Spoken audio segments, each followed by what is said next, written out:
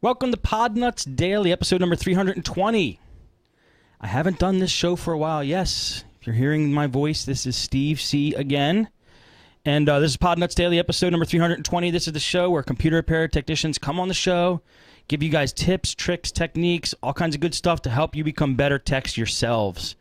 You may have become accustomed, yes, in the last 4 or 5 shows to hearing Tim Kelly's voice. And just like with Linux for the rest of us and a couple of the other guys who've been doing shows on the Podnutz Network really have helped me out. I needed a break just to sit back and chill for a little bit and take a step back and catch my breath, you could say. And these guys have filled in for me brilliantly, and I mean that. And I'm really happy they did what they did. But I'm going to be coming back on as host, and I hope that's okay with all you guys. So sorry for the changes. We're going back and forth with different shows, but I'm coming back. So I will be your host on Podnutz Daily for the who knows how far into the future. So that's what's going on now. Thank you very, very much, Tim. I can't thank you enough, man. You are truly the man. All right. Now let's introduce the guest who's going to be on our show today, the technician who's going to bring the goods. Jacob Hasty from comphq.net. What's up, Jacob? Hey, and first time on here, and I've got Steve's reassuring voice to make the whole process go well, hopefully. It is going well currently. It's already done. Yeah, Jacob, I have no doubt that you're going to just do awesome on the show. So, what we were talking about actually before the show is where Jacob lives. Check out this map. He is up in Ketchikan, Alaska, which is an island in the it's actually the southern part of Alaska, but if I zoom in on Google, there still is a lot of white there. It's cold. White means cold. And I get chills just looking at this map. But it's a pretty cool place. It's on this island, right on the edge there. You said you could take a rowboat to Vancouver. Is that or you could take a rowboat to Canada, right? Yeah, pretty close. Pretty darn close. That's awesome. So how is it like up there? You said it rains a lot. It's nice. Super wet, yes. But the community's great. One of those towns you know the person across the street or the person you're walking with does. Just tiny place. Yeah. Do you feel Canadian up there? I'm just curious. I don't think so. Okay. I don't know how that would feel, but no, and surprisingly, not a lot of Canadians really come here. So, I don't know. Okay. I like the Canadian people, even though they do have French with them. do your immediate Canadians, they speak French or English or both? No, they don't. Okay. No, I've not heard anyone speak a lick of French here. Okay. All right, that's awesome. All right, well, tell us about your business, your computer repair business, CompHQ. Wait, let me pull it back up. CompHQ.net. And tell us a little bit about that to start us off. Yep, Computer HQ, we started about 2 years ago. We being me, Jacob Hasty, and my best friend, Kyle Quinn. We've been doing it long enough, helping people, primarily at our church, and we are tired of not getting paid well for it. So, and that seems to be how a lot of people's computer repair shops start up. They want to get some money. So we started this up, and it's definitely been an adventure. Really? Oh, you got to tell us about that. So yeah, I think that is how a lot of techs start out. You do jobs for fixing for friends and family, and then you're like, wait a minute, I'm doing a lot of work here. Shouldn't I get paid for this? So how's the business going? It's going pretty good. Summer is a really good time here in Ketchikan. It's a extremely touristy-driven town. Okay. We get 5 or 6 cruise ships a day sometimes coming in here, and they unload on our tiny little downtown, with primarily jewelry stores and knickknacks, but whatever. But I don't know, computer industry, it's good. Also, we're on an island, so no one's going to send their machine anywhere else. And we really only have one competitor here. And they seem to have, I don't know, they seem to be changing some business practices. I don't like slamming my competition, but they're business practices that they're changing. A lot of people don't seem to like them. They don't seem to be putting as much effort into the quality they used to do. So a lot of people coming over to us, and we'll take that money. That's great. Yeah, I can't complain about. You didn't slam them. You just said maybe they're not. If they're not doing as good, they're going to come to you. That's good. That's good for you guys. All right. Well, like we do in the show, the guests prepare whatever they want, and they can talk about whatever they want. So I'm going to let you roll with it. What do you have for us today? First thing on my list, Nuts at Night episode a while back, one of the guys said, "What do you do when an infected apple is in your shop?" Wait, say it again. Say it again, Jacob. You're breaking up on me. Oh, okay. A little while back on a Nuts at Night episode, someone asked what their procedure was for dealing with infected apples in their shop. I don't remember what the answer was, but I thought I'd just give my procedure. And it seems that a lot of technicians don't really have a set procedure. And, I mean, you don't see a lot of infected apples. So, the first thing, of course, I go to the user properties and check their startup programs.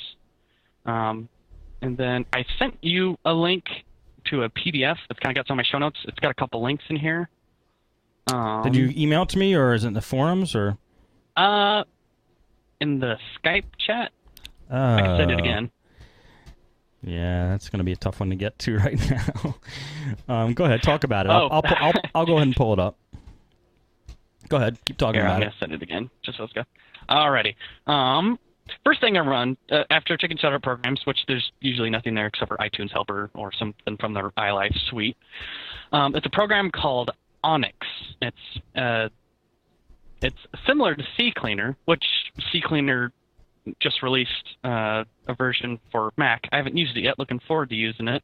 But Onyx, it checks the hard drive permissions, removes temp files, checks the operating system structure. It gives you a pretty good feel of how the computer's doing, and you can configure it enough so you can leave it on the customer's Apple, and where every cleaner program, you could set it up to probably cause a lot of harm. Just remove stuff that they wouldn't want routinely removed. So you can configure it, and it's Apple. Everything's easy to install on an Apple, or at least my experience has shown that. Right. And then if it's infected, there's 3 additional things I'll do. First, there's iAntivirus, iAntivirus.com, and somewhere in the Podnutz forums, I'll put my show notes on there so everyone can see all these links. I think it's made by the same group that does Spyware Doctor, which I'm not a big fan of that tool, but it's free. And if the Apple is infected, I'll go ahead and throw that on there, scan it, remove it. And then next, I'll install ClamX AV, ClamXAV.com. Again, not one I would leave on their Apple. Not a great quality program, in my opinion. Okay. But again, free, throw it on there, scan, with my discretion, remove what it finds. And the one that, the antivirus for Mac that I really like, and I'll leave on any Apple that doesn't already have an active antivirus, it's the Sophos antivirus for Mac.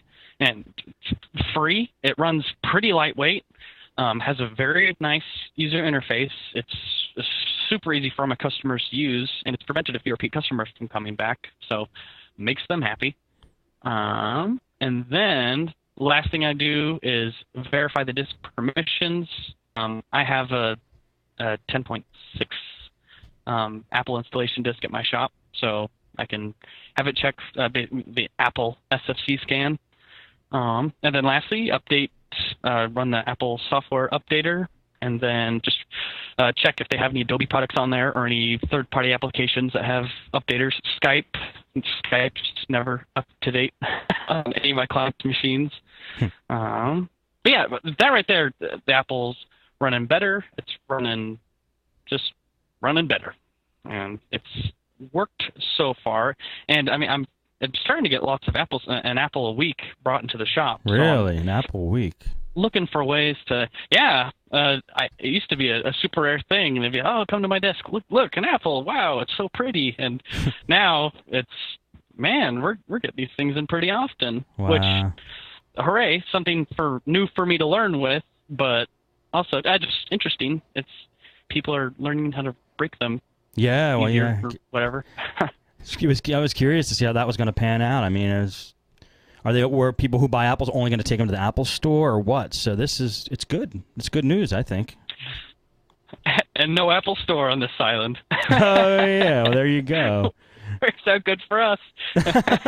And you got apples, so wow, good for you guys. Well, that's a good little rundown for Apple. I mean, you have pretty much everything that one would do on a PC. You know, you do like a cleanup, like CCleaner. Yeah. It's called Onyx, and then you got you have 3 antiviruses, verify disk permissions, get updates. Hey, I mean, sounds pretty like you got it pretty much covered. It's cool. Yeah, and then usually when we have the time, we run Defragler or something on a computer, but I think Apple's actively defrag in the background if the file's less than 20 megs.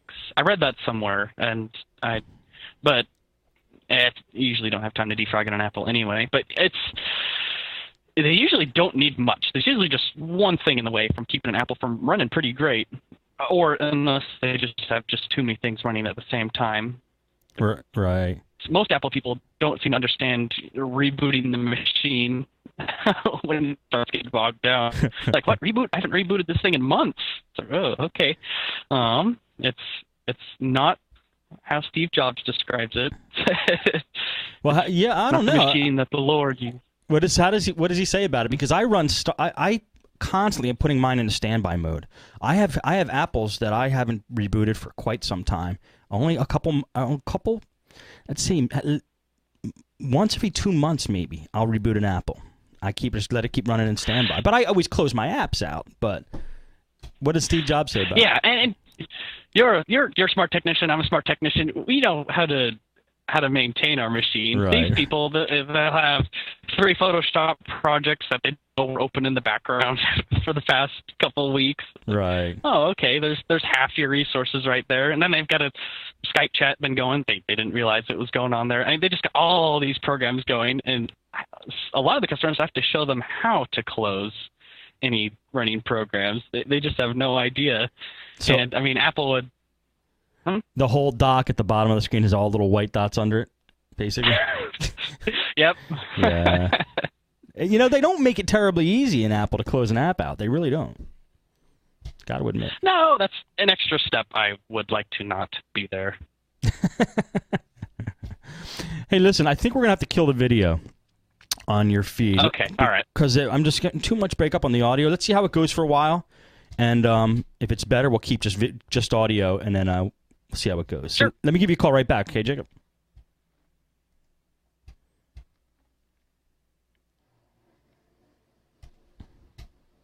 Bear with us, guys.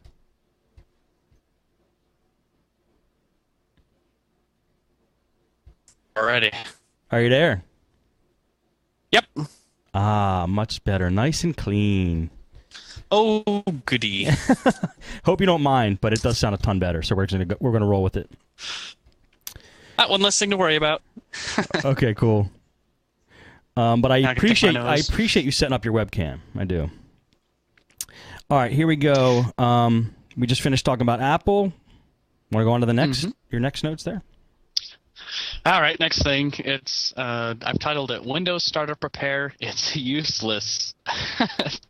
So many customer machines. It's not booting, or I install a bad driver and update. Windows Startup Repair. We'll fix you, and it's never fixed a single issue for me ever. I've never ever. Really? It's I just hope or hopefully, I don't know, maybe next service pack of Windows 7 or when Windows 8 is released, they need a major revamp of that tool. Otherwise, it's just a big waste of time, in my opinion. Now, what does it do, and when do you usually run it? Well, for some, or like how Disk Check used to run, it probably still does, but whenever your system doesn't shut down properly or your system thinks it's having issues, Disk Check will run, and that's never the one that runs automatically. That's never fixed anything for me either. But driver goes bad, system tries to reboot, nothing happens. It runs Startup Repair, and I don't even know what it's checking for. I would I don't know. I think what it should do is check your list of startup programs. I check for Windows file integrity violations or something. I have no idea what it looks for, but it doesn't do anything. And it probably runs forever too, doesn't it? Does it just keep running and running? Well, it either 30 seconds later it tells you no violations could be found. Sorry. Right. Or 10 minutes down the road it says couldn't find anything wrong. Try doing a disk check. Now you're running it on 7 and Vista? Is that what you're talking about? 7 and Vista. Well, Yeah. I'd like to not run it, but sometimes it won't let you stop it when it's going. So it cannot be Really? canceled. And I know you're not going to find anything. Let me kill you. That's annoying. Interesting. So it doesn't hardly ever do anything. Yeah, and anyone listening, if Startup Prepare has ever saved the day for you, please let me know. I hate it. All right, good. We won't talk about it anymore. Block it out of your mind. All right. What else? All right, Wait, then no, but it looks like your next subject is a hateful one too. But I could jump on the bandwagon with you on this. Kind of. Oh, so all right. Well, here. So, have you got thoughts on GoDaddy? I'd like to hear yours then. I heard Steve D's the other day. Oh, really? Yeah, I can't stand GoDaddy. It's I don't like how they market their. First of all, I don't like how they market a domain registration service. It's just like I said, I like to look at pretty girls, but promoting like partying and scantily clad women and domain registration, they just don't go together. It's not where I want my domains to be. It's like I don't trust the company that would do that with my domains. But the problem was before they started all that crap, I bought a lot of domains with them, and I don't want to transfer them over. And that's the one thing I hate. The second thing I hate is the freaking maze of add-on services they try to slam you with, like trying to get to your checkout. It's almost insulting. It's rude. It's just horrible, and that's it's like when yeah. It's like when you buy those as seen on TV things. They're not just gonna sell you that product. They're gonna lead you through this labyrinth of other products they want you to buy. Exactly. Oh yeah, it's so I don't do much with websites. So we just bought our website and we renew it, and that's it. The initial purchasing the website, navigating all that extra crap they wanted to sell you, that was annoying. But so I'm sure there's plenty of reason to hate that. But as far as their technical support goes, whenever we have to call them with an issue, I love them so much. They make it as painless as possible, and they do everything for me every time I call. Really? How long does it take to get a real person on? Oh, it's always super quick for me. Okay. And do they try to sell? Do the technicians try to sell you something when you call? Because I've called for tech support, and he goes, "Oh yeah, by the way, there's 3 items in your shopping cart. Would you like to check out?" I go, "Is this tech support?" No. They're always. I can't. I wish I could give them 6 out of 5 stars every time I talk to them. But no, they've never tried to sell me anything. Okay.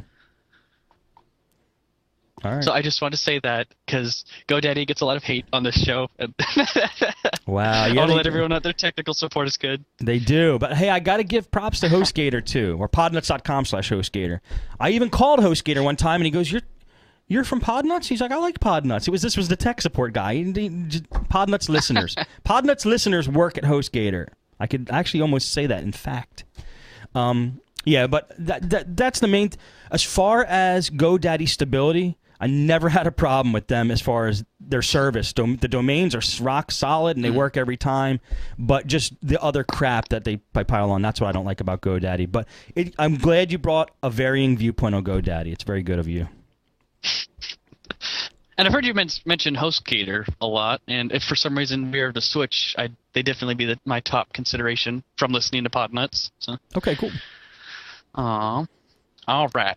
Next thing, on episode 309, I don't know if it was you're talking to a fellow from London, someone across the big puddle, but they're talking about how with their business. Start with higher prices and then work them a little bit lower. And I thought that was weird. And I don't know if most of the people on here were necessarily agreeing when they were hearing that. But I don't know, just what I think is the standard model is starting low, raking the people in, and then work your prices up as your service gets better, as you're able to manage your quality better. I don't know. What's your opinion on as far as starting prices and as time goes on? Well, I guess the argument with starting your prices low is then that your customers get used to the low prices, and when you raise them, it's like an uproar. But that being said, I ran my business for a couple years on really low prices, and that's how I think I got a lot of people. They saw my sign for like $79 computer repair, and they came in based off of that.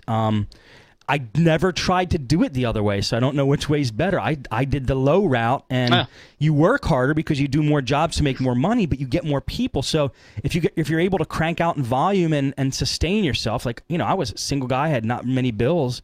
I was doing fine, so it didn't really bother me. But for somebody who's got like 3 kids to feed, and they're working their butt off, and they can't make enough money to do that with their low prices, I don't know. It might be a different story, and I don't know how they would fare. But I did the low price route, and it worked for me. So. Oh, okay. Yeah, I guess I didn't take that into thought. Yeah, the person's single, kids, married, blah blah blah, all that stuff. Yeah. Yeah, it's. I know that we're going. We try every 6 months to go through our price list and just constant scrutiny and revision. And I know we always laugh when we look at what we were charging before, and man, we'd be out of business so fast if we went back to those rates. Right. Yeah, as you do more and more jobs, and you're in business, and you see that you're working your butt off, people start to, the technicians start to say to themselves, I need to make more money, and they do raise their rates, but it gets to them, they have to get to that point first before they're comfortable doing that. How long have you guys been in business? Just let me ask that. Almost 2 years exactly. Good. It's starting out, that was our big thing. Cheapest rates in town. Right. And then just raised them by little bits every few months, and people just came to appreciate our service better than everyone else. And I mean, no one complains about our prices. I think you have a workable system there. I mean, if that's what you did and it's working, that's good information. That's really good information. Yeah, I kind of went that route too, but that's just because I thought that was my only. I wanted to do something apart from the others, and like I said, I didn't have a lot of bills, so I knew I could charge less, and that was my way of undercutting the competition, and it worked for me too. But I don't know if everybody can be in that boat, but it's workable. It's a workable solution. Interesting. Good stuff. All righty, and then next, I've got just a tiny little Internet Explorer 10. I've been reading, and there's a few websites. It's probably just a very big rumor, but I think it's something that definitely will be implemented. But it looks like they're going to be slowly engaging sandboxing in Internet Explorer 10, and not sandboxing entirely like Sandboxy does, which I totally love that program. Use it just about every day. But I don't know, just sandboxing certain aspects of the web browser, and I just think it's really cool that the company with the most money is starting to get into sandboxing like this. So hopefully we'll be seeing that in more Microsoft products. Now, what are you saying here? You said in your notes, you say you think it'll help for a while. In small print, you wrote that. Why do you only think it'll help for a while? My friends know me from my disclaimers. I think for a bit, all of us who keep our machines up to date or trying the newer stuff, or we're kind of forcing the newer stuff on our customers when they bring it into our shops, I think it'll definitely help them out. And I mean, I think there's still some people using Internet Explorer 6 out there. You or someone on the show had a link to a website, and it was to help get rid of Internet Explorer 6 once and for all. Right. But there's some people out there with some really unsecure setups, but I don't know. This will come out. People will still be using 7 and 8 and 9, which I really love 9. It's Yeah. everything 8 should have been. You really love IE, huh? Why? I use Firefox. That's my Okay. primary web browser. Right. And when I need to do something really quick, hop on Chrome because Chrome just it whoops them all, in my opinion, as far as speed goes. Mhm. But IE9, it's so much more responsive. Like even opening a blank new tab in Internet Explorer 8, it can take a whole second or two, and that doesn't work for me. Can't do that. So 9, everything's pretty responsive. Now, do you use it just because you know your customers are, or what? Because you said you're using Yes. Firefox and you think Chrome is the best. So why would you even touch 9? It mainly because of my customers. Okay. A lot of my customers don't want to try a new web browser. Now, I always recommend it, and a lot of them, if I think they're up to kind of figuring out a new web browser, I'll leave Firefox on their desktop. The Chrome, I think, is great for the more tech-savvy people, but it just looks so much different than all the other web browsers. I think it would scare Yeah. a lot of the people. I agree. Yeah. So when is 10 supposed to come out? I have not seen a date. And are people going to be able to use this sandboxing or what? I mean, is it going to be a button that confuses people more or what? It looks like something that's actually going to be built into it, like Adobe Reader X. It's got kind of in the background sandboxing implemented. I think it sandboxes links, HTML links inside of documents automatically, and it doesn't tell you about it. That's interesting. And it's I think smart too. that some of the and it's as long as it doesn't stop people from as long as people aren't losing content they download from the internet onto their computer, it can't hurt. And I think that either Office 2010 or they're planning on it soon has some very limited sandboxing in it as well. If it's not 100% sure about the origin of the file, or it's a file from the internet, it runs with some sandboxing in the background. So I think sandboxing is a huge new thing that's going to be upcoming in computer security.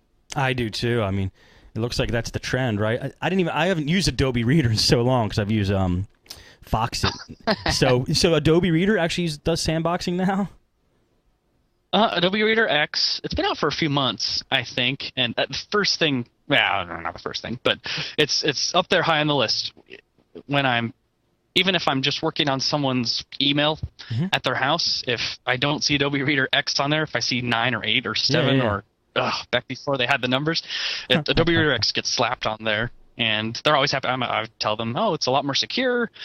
It's not the quickest PDF reader out there, definitely, and it's way too bloated for my taste, but it's very secure. What is it up to now? Like 5 gigs to download or something? Oh my goodness. It's like HP printer drivers, just too fat. Damn, they're still on that swing, are they? Even the HP drivers. I think they're. Oh my gosh. Wow, it's amazing. All right, Internet Explorer 10, duly noted. What else you got? Yes. And let me. Shame we don't have video up. It doesn't matter. I've posted links to this on Podnutz, and I'm a little bit more active on the Technibble forums. That's where I first discovered computer tech forums. Okay. What do you want to show? Because we are still showing video. It's just your video is not coming through. I have your notes here. Okay, I just seen a still of your beautiful face on Skype. So, so what do you want to show? So down on my tools map, which again I'll put a link to it in the forums, but it's on filedropper.com/tools CHQ_5, and I'm gonna open you and your file dropper sites here. All right, guys, I have to do a CAPTCHA to get his file. Do the CAPTCHA. I'm sorry. RCTC. Download now. Sign up for free trial. Spam, spam, spam. All right, here we go. Oh, do you see all that? Are you getting advertised? Yeah. Oh. All right, here we go. I need to stop using advertising blockers because I tell people to go to some of these sites and they're like, oh, there's just advertisements everywhere. And I'm like, really? Oh, crap. Yeah, that's right. I got ad block enabled. That makes sense. Wow, what is this contraption of things and lines here? What is this? So I don't remember when I started doing this, but originally we just had like 3 or 4 folders, antivirus, miscellaneous. It was just it didn't work for me. So I started. I've got a whole bunch of different versions of this, but this is my latest one, and everything's categorized. And this is what it looks like on my thumb drive. You open it up. There's my malware folder, hardware folder, miscellaneous folder, test folder. Then it gets broken down more and more and more and more. So each of these bubbles represents a folder on my thumb drive. And I like to share this on the Podnutz and Technical forums because it's helped a few people out. And, this is crazy. I mean, if nothing else, it might give them an idea for some tools if they're not using them right now. What did you use to make this graph? It's called FreeMind, and the logo looks like a pretty little butterfly.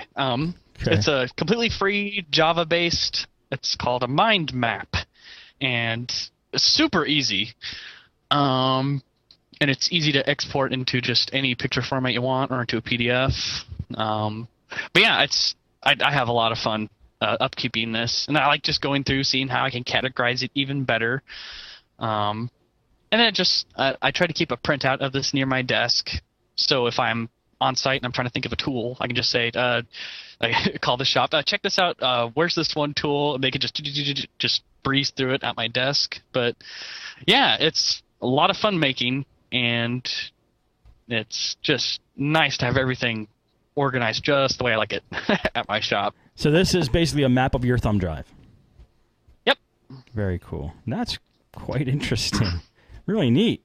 So where could people get this? Because I think people would I can't do it justice just showing it on the screen here. Where can people get it? I don't remember if I started a thread or if I just joined someone else's thread. If nothing else, I'll make a thread in the Podnutz forum. I'll just do that. I'll just make a fresh new thread. My tools drive map. Yeah, and then I like to give links to people with a PNG version, just a lot cleaner than a JPEG, and then a PDF version, which you can print this thing the size of a billboard if you wanted to with a PDF. So, but yeah, I'll start a thread with this guy in here. But yeah, any way for me to give back to the two communities, Podnutz and Technical, that have helped me out so much in my computer venture. Well, that's great, man. Yeah, definitely. This is a great way to give back. And plus what you're doing now by coming on the show is a great way to give back. Cool, man. That is pretty neat. Guys got to check that out. It's very, it's the coolest way I've seen of showing the contents of a thumb drive. And I think it could be quite helpful. Good stuff, man. All right. And then, how are we running with time? I know it hasn't been too long. We're about 30 minutes in, but don't worry, you're doing good. Just let it flow. Okay, well, I'm kind of on my last official notes. Then I guess if you have questions or if you could just hit me with some topics. But the next chunk of my notes, or the final chunk of my notes, is I've called it Tools I've Recently Come to Adore. And it's not my favorite tools that I have, but ones that I've recently discovered that have just made my life a lot easier. The first one is FBackup. That's fbackup.com.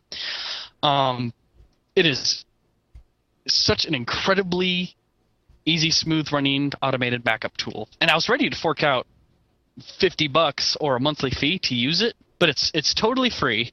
The guy seems to keep it regularly updating, and the updates actually have pretty useful fixes with them or neat additional features. It's super easy to set up, especially if you know anything about computers. And it verifies the backups after it makes them, which you can choose if for some reason you're on a time crunch with your backups or whatever, you can disable it. And then you just open the program, and the first page it shows you, it'll tell you whether or not the last set of backups went through and were verified successfully or not.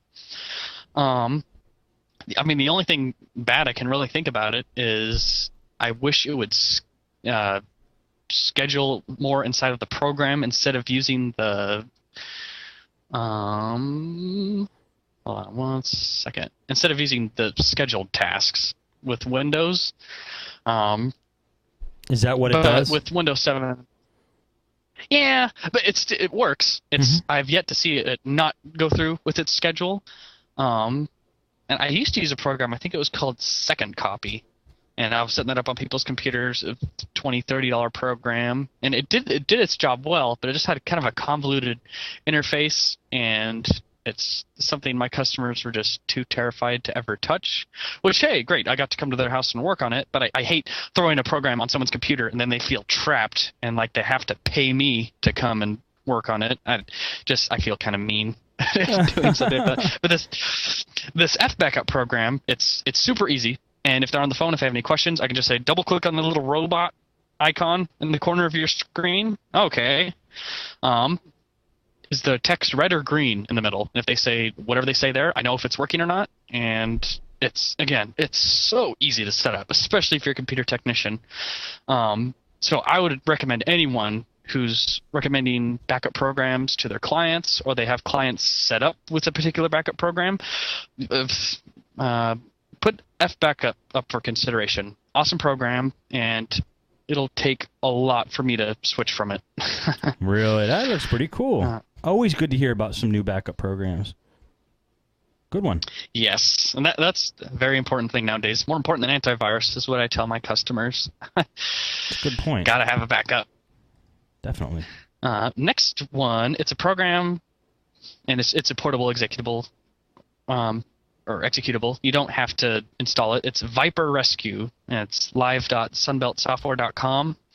They update this thing, it seems, just about every day, every other day, and it finds stuff that some of my other scanners just completely bypass sometimes. It takes a really, really long time to scan with it, and it doesn't have a built-in updater, which is annoying, so every time I'm going through updating my tools drive, I have to go to that website, download that 80 meg file, so it's pretty often, but it's some of the weird stuff that it finds sometimes, it's totally worth it.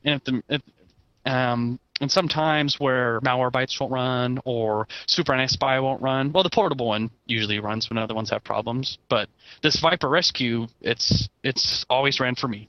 It's a command line utility. Yeah. Do you run it from inside Windows, or do you run it from like a bootable CD, or what? I've ran it from inside Windows. Okay. I wouldn't doubt if it wouldn't be too hard to like run it from a live disk. Yeah.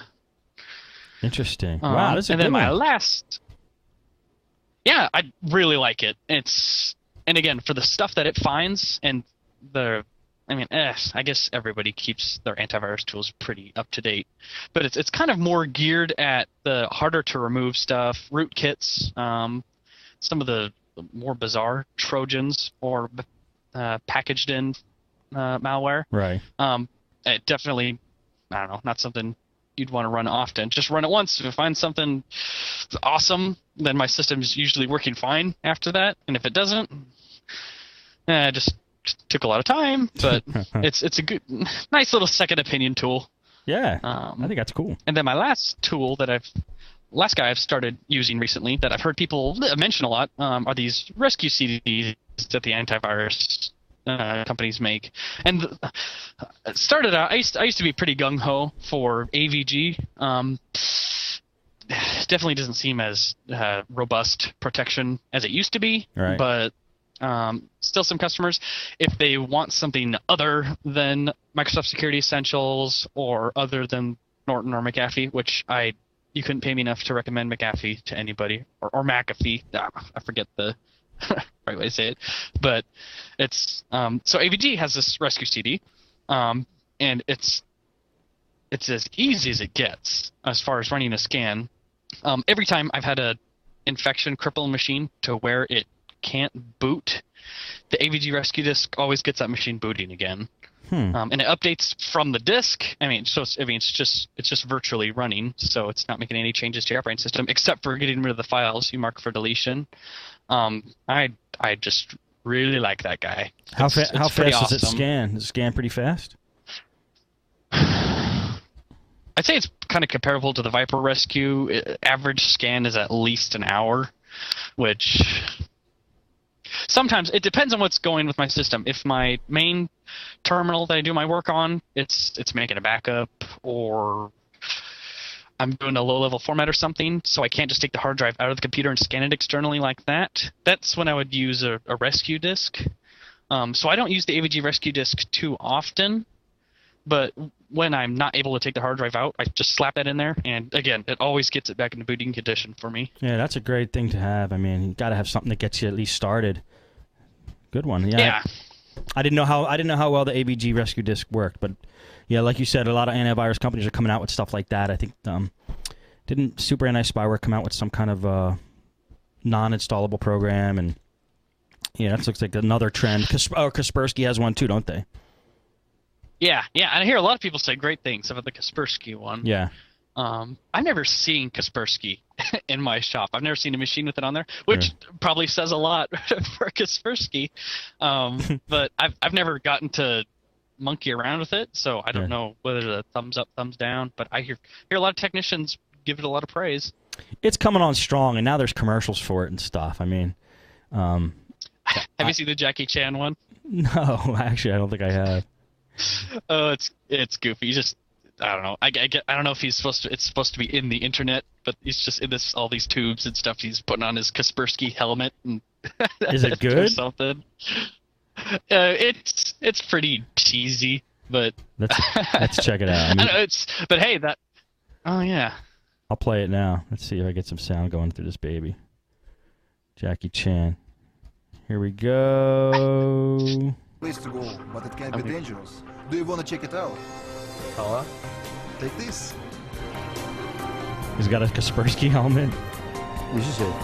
I'll tell you when you get back.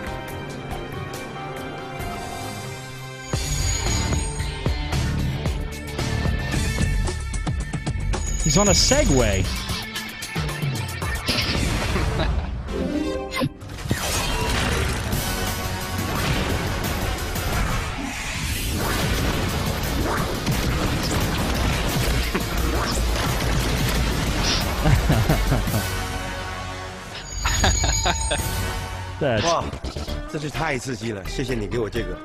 It's pretty cheesy. I mean, it's pretty. Some of the moves he does on that Segway is pretty cool, but it's pretty cheesy. Oh yeah, totally. You know, he's such a great, amazing martial artist, and the flexibility and stuff is great. But he's the worst actor ever. I mean, he just can't act. He just can't act. Sorry. Yeah. Oh my goodness. Yeah. Oh yeah. His fighting is awesome. I love how he uses the environment to pwn everybody. Exactly. Yeah. Exactly. Cool. All right. Let me see. You got anything else? Let me see. Look at your notes here. At the end of my notes. That's good. They were great notes, man. Very well done. I got a couple emails here. And a voicemail, so I might as well play that now. But no, you brought really good stuff. I appreciate it. All right, let's see. We got looks like a voicemail from Door Geek. Let me see. Yes, here it is. Hello, Timster, Steve. Podnutz Daily. Here is my Kogo tip.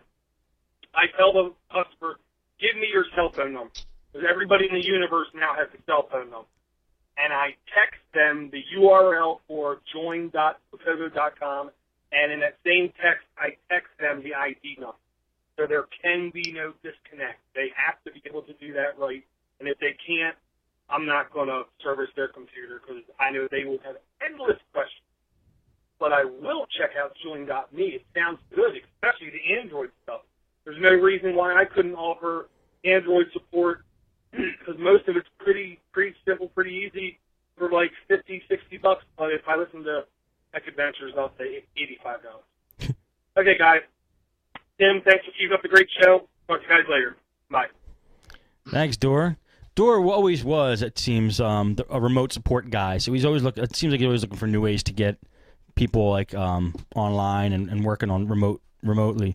So join.me looks like it's pretty good. Makogo's good. What do you use for remote, Jacob?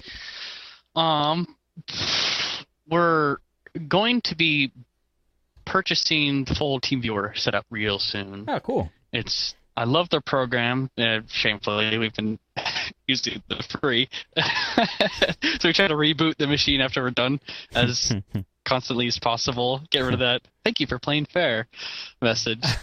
Oh, man. I die a little inside every time someone reads that back to me. I love how you say that publicly on the podcast. That's awesome. Yeah, And I know probably half the people listening do it too. Yes, so. they're all laughing and saying, yeah, I know what he's talking about. And then there's that one TeamViewer employee who's sitting there all pissed off. Yeah. Cool. All right. I think we tried out Makogo a little bit. Yeah. It's missing just a few features that would allow us to fully use it. And I don't know, TeamViewer, I found nothing that comes close to it, but it is just so darn expensive. Really? How much is it? I'd have to look, but it's at least Don't worry about it. Let me see if I can find that. So what was the premise of that voicemail? Just he was referring to an earlier show. I think the show we did with Makogo was on, and somebody I think called in or wrote in about Makogo to Tim on Podnutz Daily, and then Dor had a retort for that. So, but okay, yeah. So check out the price on that, and we'll go get it a little bit later. This is from Jim. He says, Steve, have you seen this? It's a site called GeekBuddy.com. I went to GeekBuddy.com, and it's basically, need instant PC support? Your Geek Buddy can remotely fix your computer while you watch. Geek Buddy will be available with these retailers: Amazon, Walmart, Fry's, Newegg, PC Mall, Circuit City, CompUSA, Tiger Direct. Basically, it looks like with a single mouse click, you will be chatting with your Geek Buddy, available 24/7, 360. I was reading that, and it scrolled away. 24/7, 365 to assist you and address your PC problems. Looks like a program that just basically sets you straight up with remote support. I hope it's not too easy for all of our sake. What do you think about something like that? I've come across this before, and I really should have looked into it more. I don't know. Yay, hopefully easy technical support for the company using this. Good for them. But is it secure? Who's on the other end? I don't know. I'd be really nervous just going to this company here and say, yeah, hop on my computer, do what you want. Well, they do it with regular old computer repair technicians. You know, as this gains traction. No, and that's true. Yeah. I think as this gains traction and people start to realize Geek Buddy is reputable, if that ever does happen, it might be a little scary because if it's going to be in all these retailers, and somebody goes to Walmart, the guy there recommends, use this Geek Buddy thing, we have it on the shelf, and they go home and plug it in, or they load it up, remote support. It's another alternative from them. I guess, you either search on the internet to find computer repair guys. I don't know how many people still use a phone book, or you go out and find a piece of software like this. So I don't know. Interesting. Yeah, and the computer repair sphere is constantly changing. Like the cloud, especially in this show, it's getting mentioned more and more. Yes. It's one of those things. It's gonna happen. So we have to figure out how to make that work with our business. Whether that means more on the work more on the networking side or the hardware side, whatever. I don't know. I still think, especially in I don't know, in this town, it's someone sitting at their computer here in Ketchikan. Oh, my computer, it's doing this. And again, small town. You or your friend knows somebody, and this is how almost all my clients introduce themselves when they come to the shop. I'll sit there, and my computer broke. And my friends said, there's Computer HQ up in the mall, or HQ Computers, as half of them say. I hate it when they say that. But it's someone in the room says, oh, hey, there's a computer repair shop in the mall. Take it in there. And I don't know, if putting myself in their shoes, they can come into the shop, talk to me, ask a lot of questions, kind of get a feel for if they trust me or not, and then they can bring the computer in. Whereas with this program, it could be some kid in the basement in India somewhere. And I'm not dissing it. It's probably a great program, great company, and if all those big stores are using it, they probably looked into it a little bit because they're kind of attaching their name to it. But yeah, maybe it's just one of those things where if that gets more popular, well, I guess I'll have to start stocking more hardware in the store or something. Yeah, I have to adapt. But yeah, I don't think it's going to be a threat, at least for a while, to be honest, because I think you have good points there. Nah, I don't think so either. Good. All right, this next one is from Al. He says, aside from the website builder and TechNibble's computer business kit, what do I need to start my own business? Do I need to be a sole proprietor, LLC, corporation? How do I know when it's time to become a business and not just making a few bucks on the side? Wow, Al, this is a really broad question. I think it's a good idea to become a corporation as soon as possible. I mean, I never did, but from what I hear, it doesn't take much work, and it pretty much protects you, and you won't get slammed on taxes as well for being a sole proprietor as badly. So that's another good thing. I guess it depends how much money you're making with this, Al. If you're making more than I think over $1,000 a month, maybe you really start looking into like, okay, I do have a legitimate business doing this now, and then start looking at that kind of thing. Yeah, it's a pretty broad question. What do you think? Yeah, I agree with you. It's kind of look at how much money you're making. It's with me and my partner. We didn't really look at the money side of things. It's just, let's make this official. And I mean, on top of just making us look more professional, more approachable, like let's just do it. Let's become a business. I mean, get a storefront and a repair area and everything. And I mean, just your business, you've got that license hanging on the wall, or people see your big old sign. I mean, it just makes you so much more attractive. So on top of probably just that'll bring in more revenue. If you're making so much money a month, and I think there's a lot of room for making mistakes as far as taxes go, or maybe what your state or city laws entail. So becoming a business just throws a little bit of protection on you. Me and Kyle with Computer HQ, we're just a partnership. So kind of like our personal finances and legalities are all tied into the business. And before too long, we're going to become a limited liability corporation, which will be a nice bit of protection for us individually. And I also hear that taxes-wise, it's not too shabby as well. Right. It definitely does give you some breaks, which is much needed. I mean, in Pennsylvania and here, you really do get slammed on sole proprietor to be a sole proprietor. Well, anywhere in the U.S., the federal taxes really get slammed as being a sole proprietor. So even up there in Canada. Yeah. No, I'm just kidding with you. Al, yeah, that's a good question. But as far as getting the some assistance in starting your business, yeah, the tech website builder, TechNibble business kit is good stuff. Like I said before, I went out, I had my car, a screwdriver, and a pack of CDs, and that was basically just went out and started doing jobs. So start with whatever you got. I mean, you just need a brain, and a couple tools, and just go out and start doing jobs. And then when you feel like this is becoming a legitimate business, you'll know that point, I think. And then you start looking at how do I legitimize myself. And you have also as a bonus what Jacob said, as you become more legitimate, people recognize that and will feel more secure. And then you just jazz up your whole business bit by bit. So you have a shop in on a mall, huh, Jacob? Yeah, second story in the Plaza Mall here in Ketchikan. We started out downtown. There's the Ketchikan, and there's downtown Ketchikan. Well, the jewelry stores, the tourists roam about and play around. We started down there in the summer so we could grab all that tourism. Also, it wasn't too bad of a location because a lot of the locals here, they hate going into town when the tourists are here. It's like Disneyland. It's you're bumping against people. They're walking in the street, and they're always taking pictures of our sign that we have that's in the middle of one of our main roads.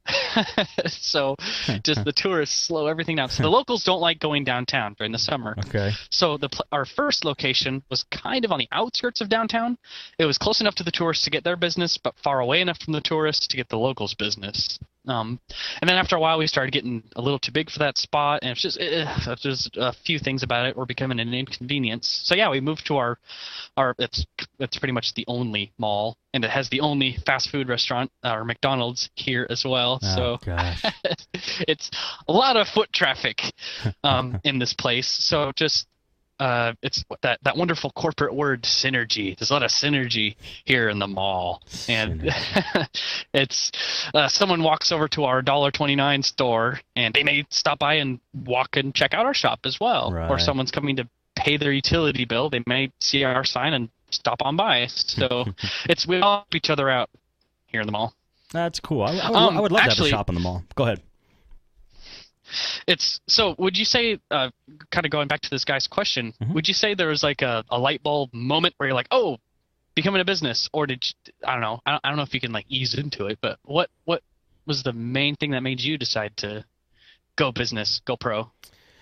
Well, I actually never did like form a corporation, but my main light bulb, my main light bulb, and I should have. I was confused by the tax laws, and I did not want to confront or the tax laws and the whole idea of becoming a corporation. I didn't want to confront the terms and the paperwork and all that stuff, and so I didn't. That's my only reason for doing it. I just did not want to confront it. So I'm like, I'm doing fine just now. I'll do it tomorrow. It was always, I'll do it tomorrow. I'll do it tomorrow. But my light bulb moment where I felt kind of legit was when I got my shop. You know, when you have a shop and you have a sign up and you're in a place on a street and you're a business, then you start looking at it a little different, I think. Yeah. Does Tim, is he registered and everything, or does he just have his shop home set up? I'm not even sure. That's a good question. We'll have to answer. So I was thinking this might be a very good question for him. Yeah.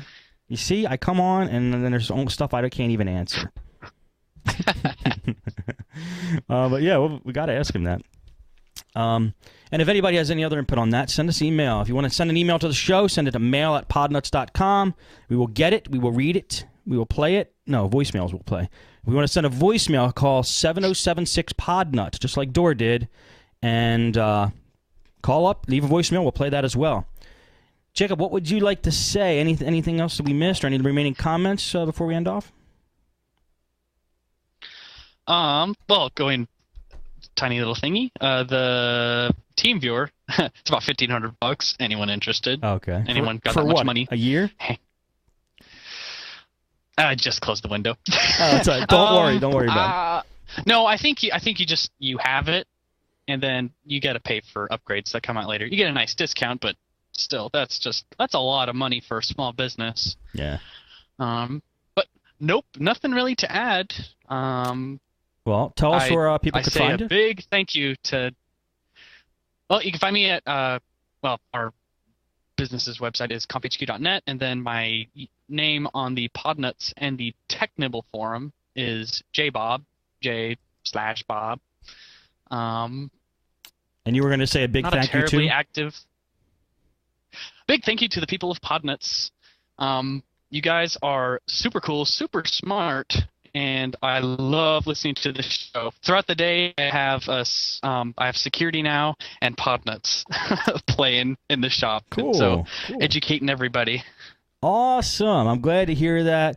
I also thank everybody who contributes to the show, and I'm glad we get the information out to you and help you like we helped Jacob. So if you want to give back, come on the show. You can go to podnutz.com/guest. You can come on Podnutz Daily and give us information. Or like I said, send us emails, send us voicemails, and we'll all help each other. All right, Jacob, well, thanks again for coming on the show. Thank you, everybody, for watching, listening, and streaming, and we'll see you next time.